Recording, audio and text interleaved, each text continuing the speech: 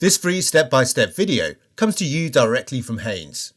You can complete more than 200 jobs on this vehicle when you purchase the complete Haynes online manual at haynes.com. Fully apply the handbrake, then engage first gear or park. Place chocks each side of the wheel diagonally opposite the one being removed. Lift the luggage compartment floor and support it with the strap. Lift out the storage tray.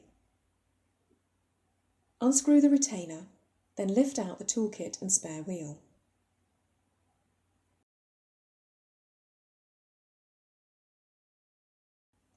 Using the special anti-theft wheel bolt adapter where necessary, slacken each of the wheel bolts half a turn.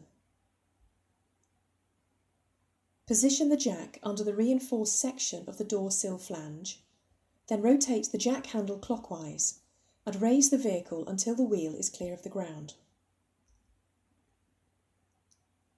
Place the spare wheel under the sill in case the jack fails. Fully unscrew the wheel bolts and remove the wheel.